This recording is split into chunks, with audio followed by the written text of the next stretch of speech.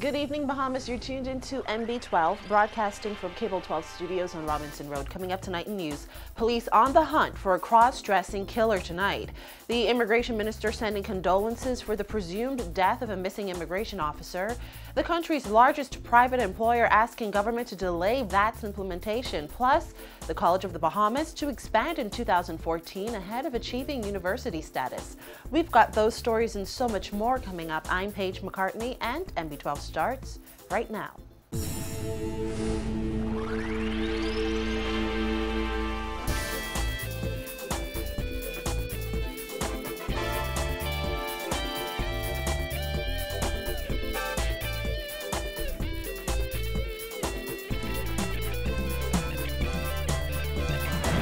Welcome once again to MB12.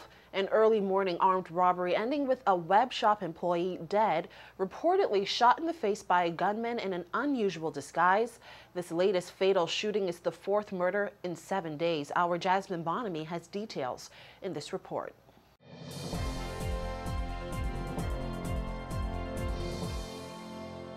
For the third time in 4 days, the nation's murder count jumped again after police say a man was gunned down by an armed assailant. At the scene this morning, head of the Central Detective Unit Superintendent Paul Roll said police received reports of the shooting at the business establishment off East Bay Street around 8 a.m. Roll said the man was about to make a deposit when he was accosted outside of the web shop chain's headquarters. The murder marked the 110th murder for the year, according to NB12 records. Roll said the victim was sitting in his truck when three men riding in a green Honda Civic approached.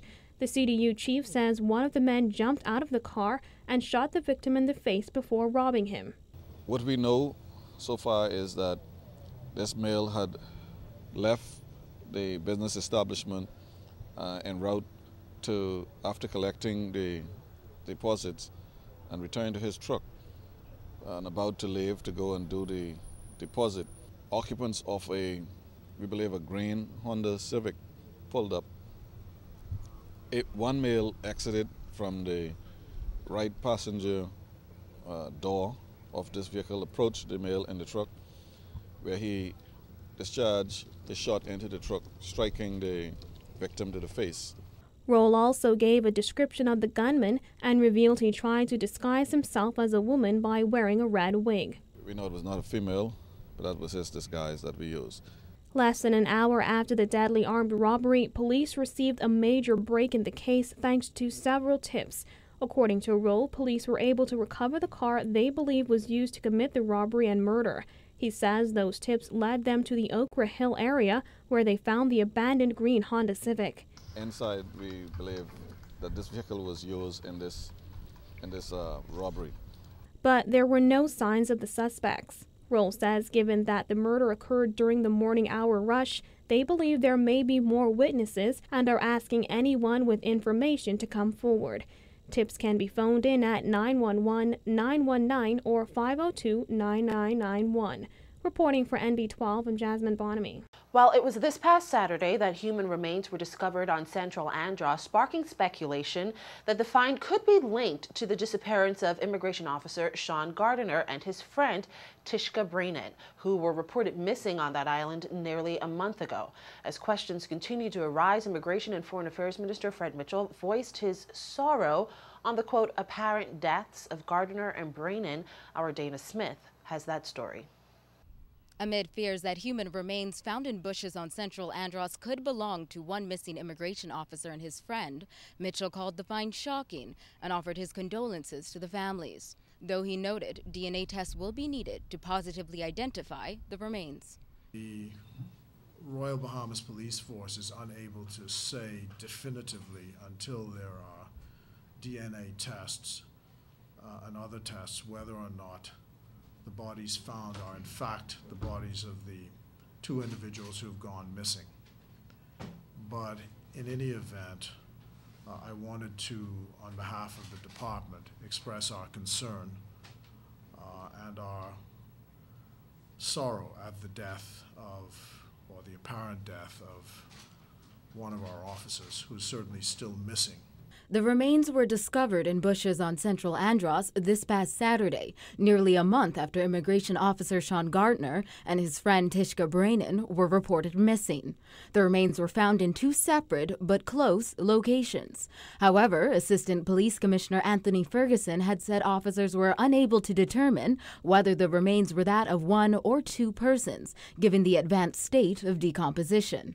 Noting that Gardner was stationed in Andros when he died, Mitchell said although police have still not definitively identified the remains, no officer should have to die while on duty. This has been a shocking experience for most of us. And to say that regardless of whatever the circumstances are, if you volunteer to be an immigration officer or any officer of the state of the Bahamas and you go and work in some area, this is not something that you should lose your life over. First lamenting the country's persistent crime rate, Mitchell said he, on behalf of the Immigration Department, wanted to publicly offer condolences to the families of Gardner and Brainin. Our country has become so immune to this that one finds it difficult to put in words the true reaction to this. But it is simply very sad, and our thoughts are with the families of this time. And I wanted to say that publicly on behalf of the department. Mitchell said officials have been in touch with the family since the find.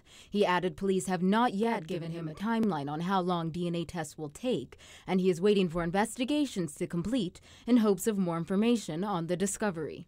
Reporting for MB12, I'm Dana Smith. Well, police also reporting a traffic fatality that occurred today. Police say they got a call from Princess Margaret Hospital at around 10 a.m. that a 17-year-old girl died as a result of injuries sustained during a traffic accident. Police say preliminary information is that an accident occurred between a motorcyclist and a vehicle on Shirley Street and Collins Avenue sometime this morning. Police say the woman was transported to hospital and the initial accident was never reported to police. Investigations continue. Well, as government prepares to ramp up its public education campaign on value-added tax, a senior executive at the country's largest private sector employer is urging the Christie administration to pump the brakes on VAT's implementation. Vani Toot reports. President and Managing Director of Atlantis Paradise Island, George Marcantonis, says though the resort has set aside $500,000 to cover costs associated with value-added tax, they'd prefer if government postponed its implementation. Of course, I hope it's postponed, but at the same time, I'm not privy to all of the background to this, and I realize that government may have to do what it has to do. If it was postponed, it's better for us, I think, and we'll wait and see. Government plans to implement VAT at a rate of 15% on July 1st, 2014. The hotel sector will be subject to a lower rate of 10%. Marcantonis admits he's not a financial expert and understands the country's need to raise revenue. However, he warned if there is an added cost to the resort's operations, that cost could be passed on to consumers. Well, we're not going to eat the cost. That's for sure. So the issue is going to be if there is going to be an added cost, and if we are not going to be reimbursed for it in another manner, which is trackable, that's the key, then obviously we're going to have to pass on that cost to the consumer. Do we like it? Well, no. I hope it doesn't get to that, because we certainly don't want to outprice our destination. I mean, we're already fairly pricey.